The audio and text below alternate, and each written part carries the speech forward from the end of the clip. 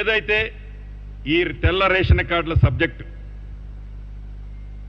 ఎప్పుడో 10 సంవత్సరాల క్రితం తెల్ల రేషన్ కార్డులు ఇచ్చింది ఆనాటి ప్రభుత్వం. తర్వాత అధికారంలోకి వచ్చిన ప్రభుత్వం ఎక్కడైతే ఎన్నికలు వస్తాయో, ఎక్కడైతే బై ఎలక్షన్స్ వస్తాయో, ఆ బై ఎలక్షన్ వచ్చిన ప్రాంతంలోనే తెల్ల రేషన్ కార్డులు కానీ, ఆసరా పెన్షన్లు కానీ, దళిత బంధువు కానీ, ఏ కొత్త స్కీమ్ అయినా, చివరికి సర్పంచులకు సంబంధించిన బిల్స్ కానీ ఈ బై ఎలక్షన్ వచ్చిన కాన్స్టిట్యున్సీలోనే ఆనాటి ప్రభుత్వం ఇచ్చేది.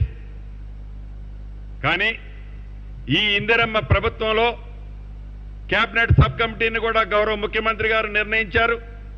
సబ్ కమిటీ మీటింగులు 2 మీటింగులు అయ్యాయి.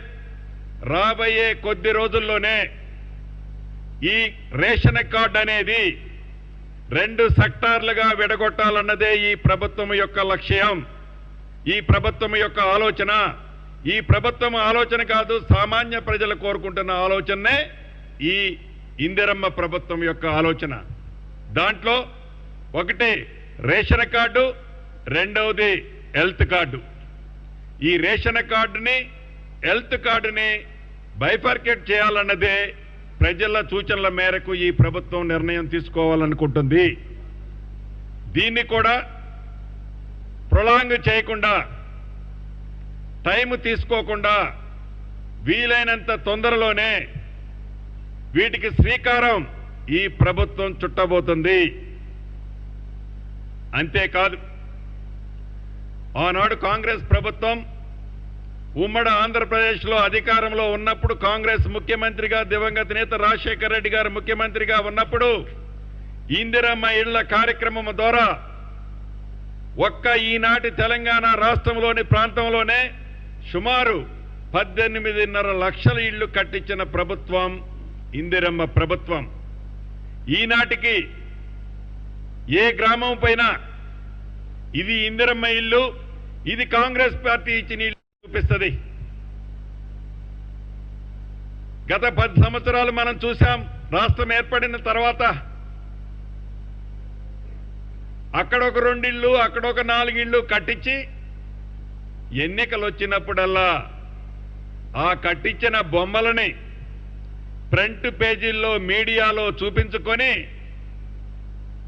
ఊహాజనకమైన చిత్రాన్ని చూపించి మాటలతో జనాన్ని మమేకం చేస్తూ 2 పర్యాయాలు ముఖ్యమంత్రి అయినా కూడా ప్రజలకిచ్చిన వాగ్దానాన్ని ఎలా నిర్వహించారో, డబుల్ బెడ్రూమ్ ఇల్లు వారి కలలానే గత ప్రభుత్వం ఎలా ఉంచిందో మనకు తెలియంది కాదు. ఇప్పటికీ గ్రామీణ ప్రాంతాల్లో కనిపిస్తున్న ఇళ్ళు ఇందిరమ్మ ఇళ్లే. ఆనాడు ఆ ప్రభుత్వం కట్టిన ఇళ్ళు ఎన్నయ్యా అంటే 1,36,000. 10 సంవత్సరాలలో దీంట్లో సుమారు ఒక 32-33 వేలకి ఇళ్లకి ఇన్ఫ్రాస్ట్రక్చర్ ఏమీ లేదు. అంటే తాగటానికి నీళ్లు లేవు, లైట్ వేస్తే ఎలగటానికి కరెంట్ ఉండదు, సివరేజ్కి సంబంధించిన పైప్ లైన్ ఉండదు, రోడ్లంటే మర్చిపోండి. ఆ కారణం చేత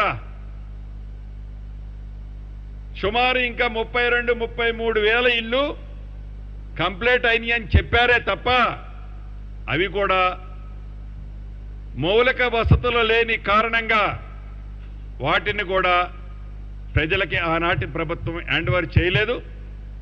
ఇప్పుడు ఈ ప్రభుత్వం చిత్తశుద్ధితో ఈ డబుల్ బెడ్రూమ్ ఇళ్ల మీద ఏదైతే గత ప్రభుత్వం ఖర్చు పెట్టిందో, ఖర్చు పెట్టి వివిధ స్థాయిలో ఆగిపోయిన ప్రతి ఇంటిని చిత్తశుద్ధితో బేషిజాలకు పోకుండా ఆ ప్రభుత్వం చేసింది కదా, ఆ ప్రభుత్వం పెట్టిన ఇటుక మీద తిరిగి ఇప్పుడు ఇందిరమ్మ ప్రభుత్వం ఎందుకు ఇటుక పెట్టాలని ఆలోచించకుండా వారు కట్టిన ఇల్లు మధ్యలో ఆగిపోయిన ప్రతి ఇంటిని ఇందిరమ్మ ప్రభుత్వంలో కంప్లీట్ చేసి పేదవాళ్లలో బహు పేదవాళ్లకు ఇవ్వాలని నిర్ణయం తీసుకున్నాం. అన్ఫినిష్డ్గా ఉండి వాటిని కూడా వీలైన కొద్ది రోజుల్లోనే, అది ఓల్డ్ సిటీలో కూడా వేలాది ఇళ్ళు ఉన్నాయి అన్ఫినిష్డ్గా. నిన్ననే అక్కడ శాసనసభ్యులు వచ్చి నాతో మాట్లాడి వెళ్ళారు. వాటిని కూడా యుద్ధ ప్రాతిపదిక మీద కంప్లీట్ చేసి అర్హులైన ప్రతి ఒక్కళ్ళకి ఇచ్చే దాంతో పాటుగా ఈ ప్రభుత్వం ఏదైతే ఎన్నికల్లో చెప్పిందో రాబోయే ఈ 5 సంవత్సరాలలో తెలంగాణ రాష్ట్రంలో ఏ మారుమూల ప్రాంతానికి వెళ్ళైనా మాకు ఇల్లు లేదు అని అనకుండా ఉండే విధంగా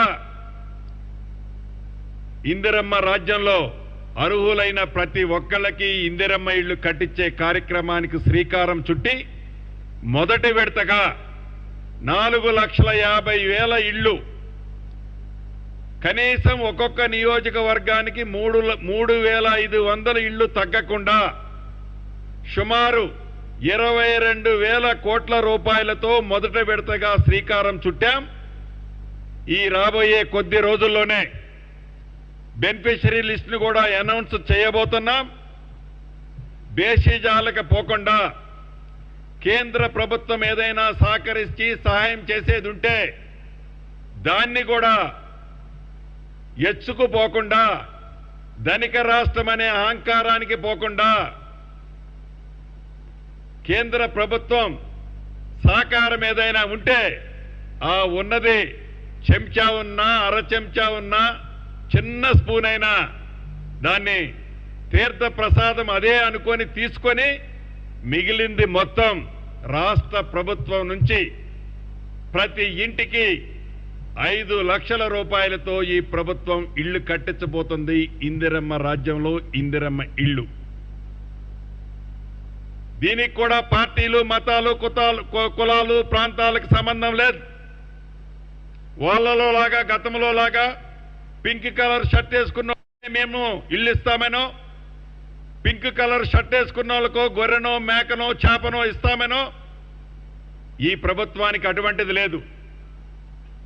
పేదవాళ్లలో బహుపేదవాళ్ళు ఏ పార్టీ వాళ్ళైనా ఏ ప్రాంతం వాళ్ళైనా ఏ కులమైనా అర్హులైన ప్రతి పేదవాడికి ఇందిరమ్మ ఇళ్లు ఈ ప్రభుత్వం రాబోయే ఈ 5 సంవత్సరాలు 4.5